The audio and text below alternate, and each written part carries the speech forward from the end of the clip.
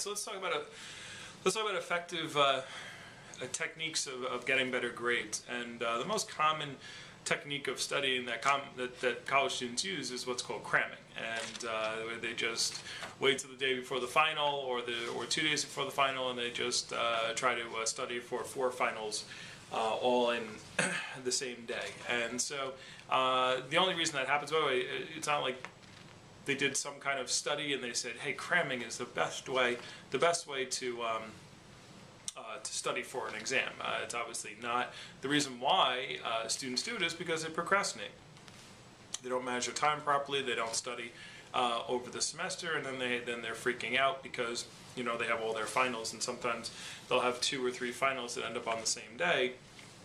Hopefully, if you're using the wall calendars that I talked about in the other section of the website, that you know how to handle that and make sure that it's not a surprise that you have 2 or 3 finals all on the same day. So one of the most effective ways to try and learn something is to teach it to somebody else.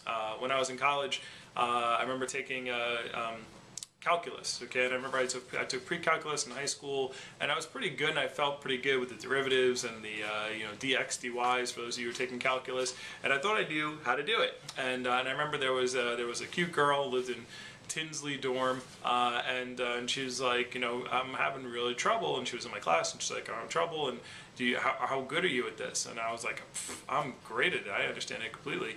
And she's like, great, could we study together? I was like, min. So I went over to her dorm, and we sat down, and I just tried to teach her how to do it, and I was like, and I started doing it, and I was trying to teach her, and I'm like, I don't know how to do this. And so it was very embarrassing, to say the least, and a memory that stays in my head is where I thought I had it. And by the way, because of that experience, I ended up doing much better in my calculus and getting a B+ in my calculus class. But if I hadn't tried to teach her how to do it, I wouldn't have seen myself that I didn't really know how to do it. And so there's one thing, you have those aha moments, it's like, oh yeah, I get it, and then you're like, and then all of a sudden you're like, oh yeah, okay, now it clicks in. So make sure you're not just saying to yourself, oh, I get it, versus, oh, I really get it. Like, and so by teaching other people, getting into study groups, try to teach it to somebody. Try to teach what you're doing to someone else in the class. Get in a study group and say, hey, let me just explain this to you, and just teach it to someone, and that's how you'll know if you really have it. So another effective technique is something called chunking, okay, when you're studying. And as far as chunking goes, the mind tends to remember the first and the last thing that happens in a sequence. Okay, so if I say, remember this number, 4,826,132. All right, so if I told you to remember that, spit that number back to me, you'll probably remember the 4, and you'll probably remember the 2.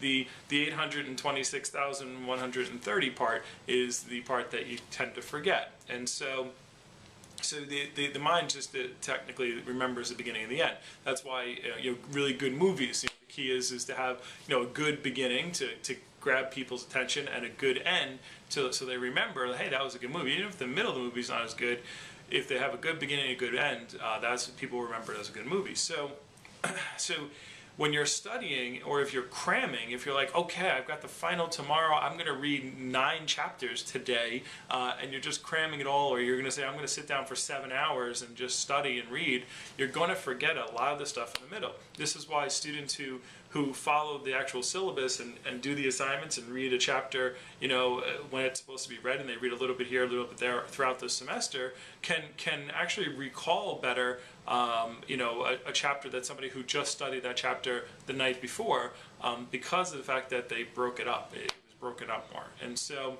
if you're going to do a long study session, don't just sit there and try to cram it all into your head. Chunk it up. So chunk it up. I like that. That would be like a fat camp. Actually, that'd be a reverse of fat camp.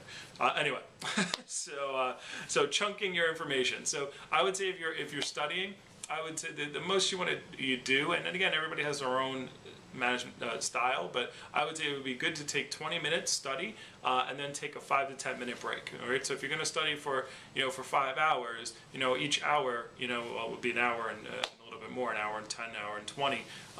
Study for 20, take a 10-minute break, walk away, go get something to eat, you know, come back, you know, pick up a little bit where you left off, and then read again, and then stop again. And so by starting and stopping again, you're letting yourself remember more of the stuff in the middle.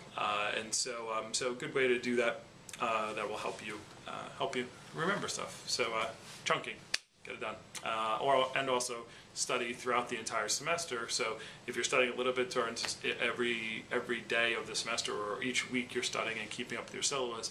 And then, now by the way, I'm not saying don't study right before the test, you still study before the test, but if you chunk again there, what you've already read through, it'll definitely, the recall will be a lot better than just waiting till the end of the semester and then trying to cram it in your head all at one time. All right, good luck.